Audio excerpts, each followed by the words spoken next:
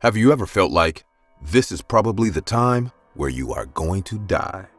If you haven't, you are so damn lucky. This incident happened last week. The trauma of this incident is so fresh that I am still having a rough time recovering from it. I work in a pizza shop. My job includes taking orders and delivering them to customers at night. I have always worked the night shift and never faced any issues until now. Last week, I was standing near the counter when our shop's phone rang. I picked up and said, "Cheese man, can I take your order?" A man with a really grumpy and rough voice replied, "That's what I called, jackass." I felt a bit insulted by his behavior, but kept it to myself. The man ordered 2 large pizzas and gave an address of a house residing in the outskirts of the town. I told the chef to prepare the order. I checked the address using my GPS and realized it's going to be a 20-minute drive. I stacked the boxes on the front seat of the car and started for the destination. I was driving amidst the small townships. It was 10 p.m. at night, so the streets were completely empty. The yellow streetlights created a spooky atmosphere all around. I saw a house at the end of the street and realized this is the location. I parked my car near the house and got out. The house looked quite abandoned to me, as if people hardly lived there. But I saw the lights in the room upstairs. I walked to the main door and knocked. I could hear a whispering sound coming out of the house. No one opened the door, so I knocked again. This time, I heard footsteps. It felt like someone is coming down the stairs and walking towards the main door. The door opened after a few seconds. An angry-looking man with a rough bearded face stood in the doorway. His eyes were slightly red and he was smelling of whiskey.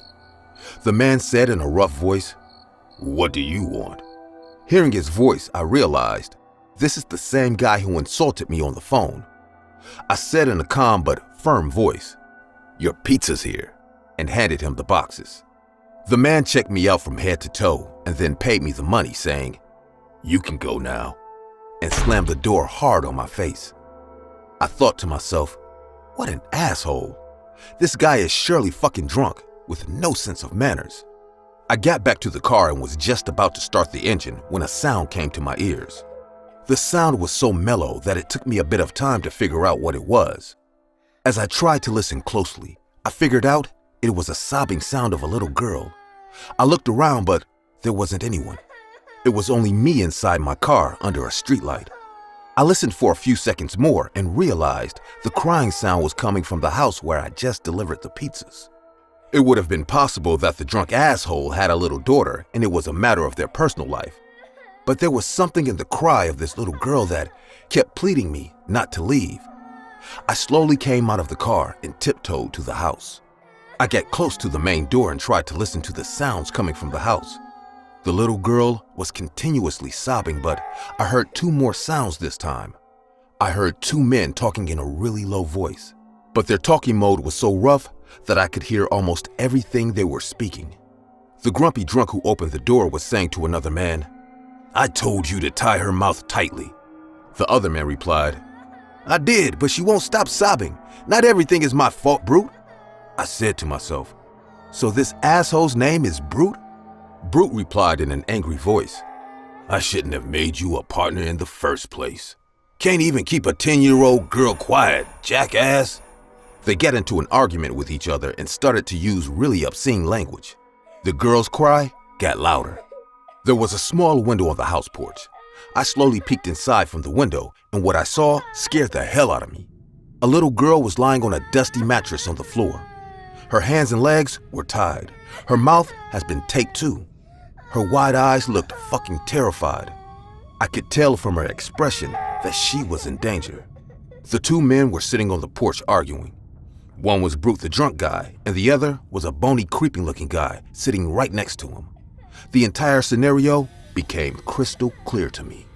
I realized they are professional kidnappers and have abducted this little girl.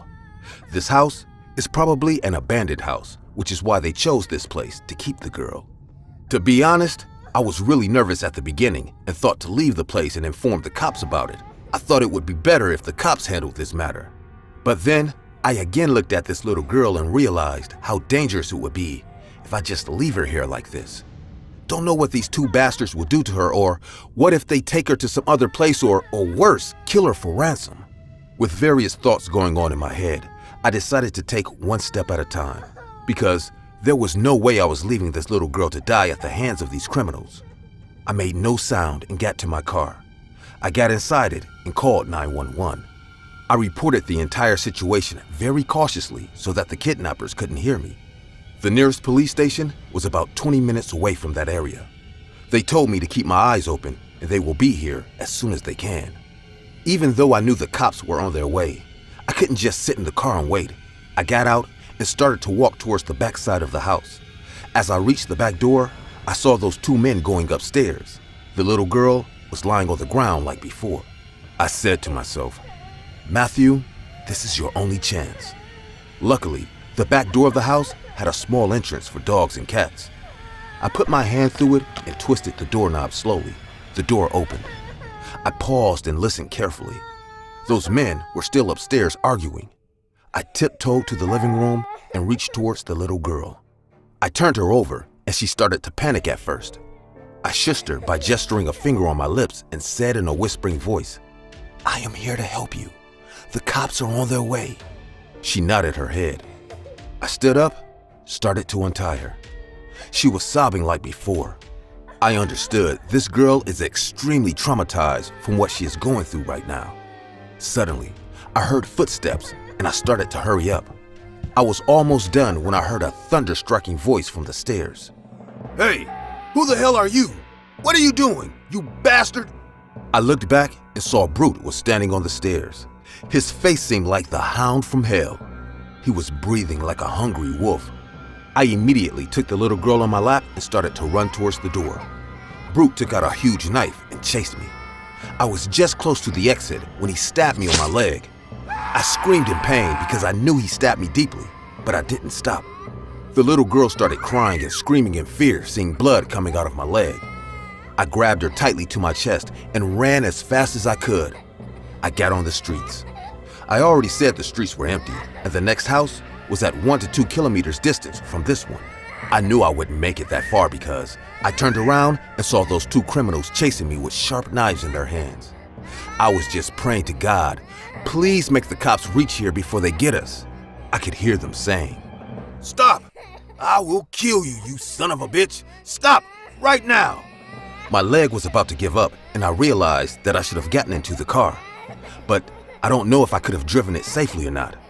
While every hope of coming out of this alive with this little girl in my arms was dying in front of my eyes, I saw a flash of red and blue lights heading towards us. The cops' car's siren made me heave a sigh of relief. I turned back and saw Brute and that bony guy now running backward. I was sure that they have seen the cops and are trying to escape now. I stumbled on the ground and a lady cop came rushing towards me. As soon as she took the little girl from my arms, I lost my senses. I had to stay in the hospital for a week. The cops managed to reunite the girl with her parents and have arrested Brute and his partner. Doctors say I might have to limp while walking for the rest of my life, but when that little girl visited me in the hospital, her smile and the tears of joy on her parents' face made all my pain worth it. I am happy that I could save a little child's life on that night of pizza delivery.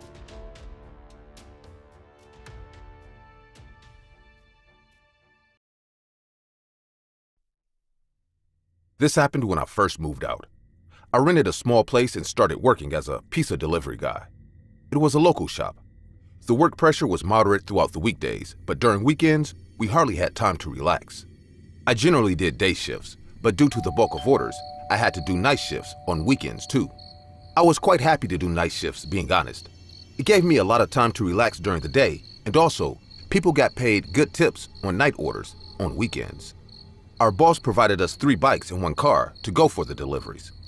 The car was especially for night shifts because driving through the empty highways amidst the woods at night is quite unsafe on a 2-wheeler. It was a Saturday night. I got 3 deliveries back to back.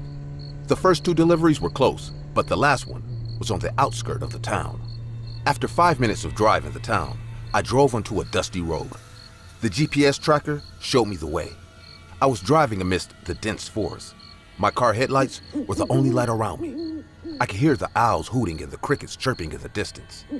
After continuing like this for a while, my GPS tracker showed me a turn on my left. As I reached near the turn, I noticed a dark road going that way. Without GPS, I would have surely missed this turn. It was 11 p.m. when I finally reached the location. A sketchy-looking wooden house stood in front of me. I got out of my car, holding the pizza box in one hand and my phone in the other. The house was in complete darkness. I walked to the main door and rang the doorbell. The porch light lit up above my head. I felt a bit relieved that someone is inside. I was standing there, waiting for the door to open, just when a woman spoke from the inside. "Who is it?" I said in an awkward tone. Ma'am, it's me, the pizza delivery guy." A few moments went in silence. The door half opened. A terrified-looking partial face peeked from the darkness. It was a woman. I could only see her one wide eye. She then said, "Oh, it's really you." I smiled awkwardly and said, "Yes, ma'am. Here's your order." She opened the door and took the pizza box from my hand. I have been to many houses and have seen lots of creepy owners, but this woman was literally making my skin crawl. She then said, "I will have to go upstairs and bring the money. Till then, if you want, you can wait inside." She then started to walk upstairs. It was a bit chilly outside, so I entered the living room and decided to wait there. The living room was very untidy. Dirty clothes were lying in a corner. I don't know why, but a rancid smell was floating all over the room. Another thing that caught my eye was the woman's wedding photos.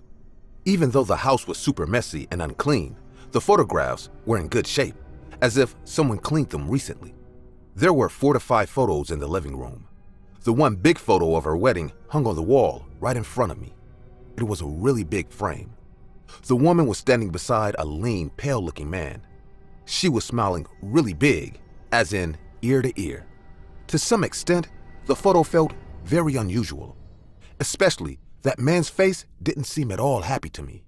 Anyways, prying in our customer's life is a strict no-no for us, so I stopped thinking all this shit. I was becoming impatient as this woman was taking really long. This was the last delivery of the night, so I wanted to get the payment and the fuck out of here as soon as possible.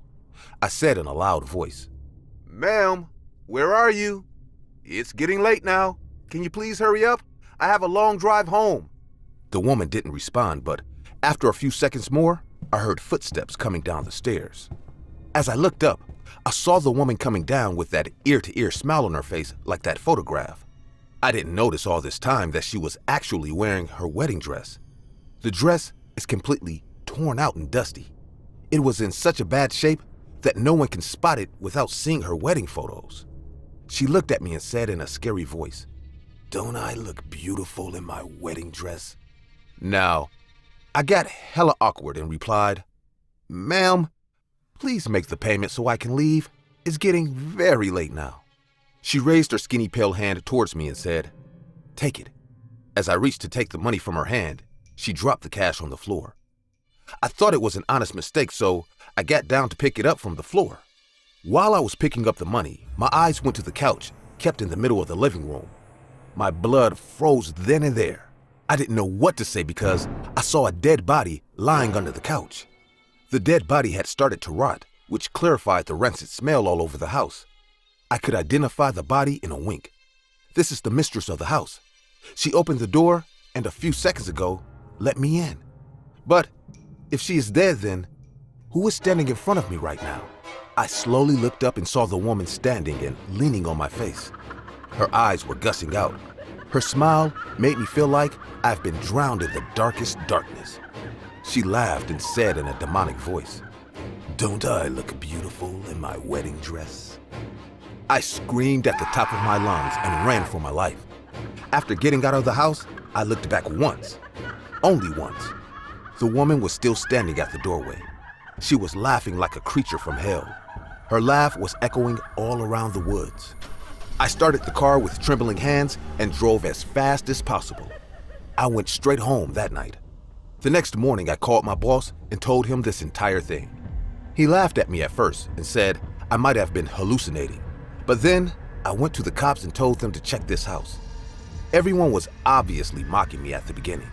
When we all got into the house, they all got shocked and terrified, just like me. The cops discovered the woman's dead body underneath the couch. She was lying there dead for at least 2 to 3 days. I told the cop that she was the one who opened the door, and I didn't at all hallucinate the entire incident. But the horror didn't just stop there. After searching the entire house, the cops found another dead body. They found a dried corpse tied up to a chair in the basement. It was a man's corpse. Someone starved him to death.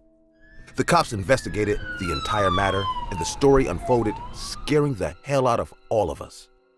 The man and the woman were living in the house. The woman was very suspicious in her married life. She drove her husband crazy whenever he used to go outside. One day, the husband got paranoid about his wife and decided to leave her. The wife somehow managed to drug him in his sleep and then tied him to a chair so that he could never leave her. But during this process, she tortured her husband, which eventually led to his death. The woman turned into a lunatic after her husband died, and she too committed suicide. I have stopped working as a delivery guy at night. Even though it was the most horrifying incident of my life, I still find it really uncomfortable that the woman's spirit found me to make her story heard.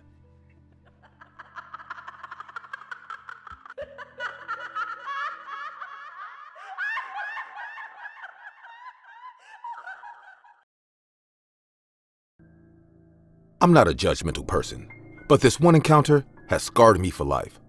I am Selena. I work in a restaurant. I share an apartment with a colleague of mine. Her name is Tina. Tina and I both met at work. Fortunately, we were both looking for a place and it was helpful to split the rent. Working at a restaurant can be hectic sometimes. After long, tiresome days, none of us had the energy to cook dinner or even go out for it. So we used to order food whenever we felt this way. One night, after coming from work, Tina and I decided to order pizza. There was a local pizza shop at 15 to 20 minutes distance from our house. The shop has opened recently, so Tina and I both decided to try pizza from there. I called the shop and placed our order. We started to prepare for a movie night. After half an hour, our doorbell rang. I rushed to the door because I was feeling really hungry. As I opened the door, I saw a pizza delivery guy standing outside. He was wearing the delivery costume. The cap on his head was covering half of his face. He said in a cold voice, "Your pizza, ma'am." Tina came and started to pay the guy. I don't know why this guy's behavior felt very off to me. As I went to take the pizza boxes from him, he weirdly touched my hand and brushed off his fingers on my wrist. It happened so quickly and unexpectedly that I couldn't react at that moment. The man looked at me and smirked in a very creepy way. We closed the door and he left. I didn't speak about it to Tina. We watched a horror movie and ate pizza. Around 12 of that night, we went to sleep. The living room and kitchen area are in the middle of the apartment. Our bedrooms stood facing each other. From my bedroom window, the entire view of the backyard was clearly visible. There was a big tree close to my window. I liked the moonlight in the room, so I often slept without closing the curtains. I was really tired that night, and the next day was a Sunday, so I planned to sleep till late morning. I don't clearly remember how long I slept, but suddenly, a sound woke me up. The sound was like leaves rubbing against each other. I slowly opened my eyes and looked around my room. The moonlight made my room clearly visible even in the dark. I didn't see anyone in the room. I thought it might be birds or wind creating this rusty sound. So I closed my eyes and tried to sleep again. But this time, I heard the sound one more time. The sound was a bit louder this time. I got up on the bed and my eyes accidentally went to the tree outside. I don't know how to explain this, but at that moment, I realized what people mean by fear in real life. There was a dark shadow sitting on the branch of the tree. I was sure it was a man, but due to the bushy leaves, I could only see his two wide eyes. I have never seen such a scary, blood-freezing stare. Our eyes met, and I couldn't move anymore. I wanted to scream, but I couldn't. I felt like the cat got my tongue. Drops of sweat started to appear on my forehead. The eyes kept looking at me without even blinking for a second. Frozen in fear, I kept sitting on my bed like a statue. Suddenly, I heard an owl hooting from that tree and broke free from that state of trance. I screamed in a loud voice, and within a second, Tina came rushing to my room. She opened the door of my room and turned on the light. I was breathing heavily. I heard a sound of a loud thud, like someone jumped from the tree. Being confused with my behavior, Tina asked in a panicked voice, What is it, Selena? Why did you scream? I said in a sobbing tone. Someone was sitting in the tree and watching me sleep. I started to cry. Tina took out the flashlight and opened the window. She then searched the entire tree, but there was no one. She said in a comforting voice, I think you just had a bad dream, Selena. Look, there's no one there. I said in the same sobbing tone. No, you don't understand. I saw his eyes. His vicious, creepy eyes were staring at me all the time. Tina comforted me for a while and put me back to sleep. She closed the window and pulled the curtains. I somehow went back to sleep. Tina got back to her room. I felt like she didn't believe me and thought I actually dreamed all of this. But I was really sure that someone was sitting in the tree and watching me sleep. The next morning, when I woke up and went to the living room, I saw Tina shouting at someone over the phone. It took me some time to realize what she was saying. As I listened to her attentively, the hair at the back of my neck stood up in terror. Tina was telling someone, How can you be so irresponsible? You should have called us once last night. I'm calling the cops. This is utterly terrifying for us. She then disconnected the phone and sat beside me with a terrifying face. I asked her, What happened, Tina? She replied in a freaked out voice, I went to the backyard to check after you said someone broke in last night. I found this cap under the tree. She showed me the cap she picked up from the backyard. It was that same cap the creepy pizza guy wore last night. My face turned pale as I realized he watched me for God knows how long, sitting in that tree. I said, What the fuck? We should inform the cops about this guy and also call the pizza shop. They can give us details on this guy. Tina pressed my hand and said, I don't want to scare you, Selena, but I just got some very bizarre news from them. I called the pizza shop to complain about their employee, but what they told me has scared me too. My eyes got stuck in fear. I said in a shaken voice, Why? What did they say? Tina replied, The pizza shop told me that they sent the delivery guy to deliver the pizza at our address, but the guy never reached our place or the shop. Someone knocked him out midway and stole his jacket and cap. The shop thought the guy must have delivered us and left for home, but when he didn't show up in the morning, they called the cops. The cops have found the poor guy lying unconscious in a dingy alley nearby. No one has the minimum idea who was the guy that delivered our pizza last night. I couldn't believe my ears. Tina and I immediately rushed to the police station. We saw the actual delivery guy with a bandage over his head. He was sitting there and telling the cops about what happened to him. I also told the cops how the creepy imposter behaved with me last night. I even told them how he kept watching me in the middle of the night from the tree. The cops are still looking for this man. We have described his face to the cops for identification. I don't know what his problem was, but creepy, fucked up dude who injured an innocent man and scared 2 women to death, may we never meet again.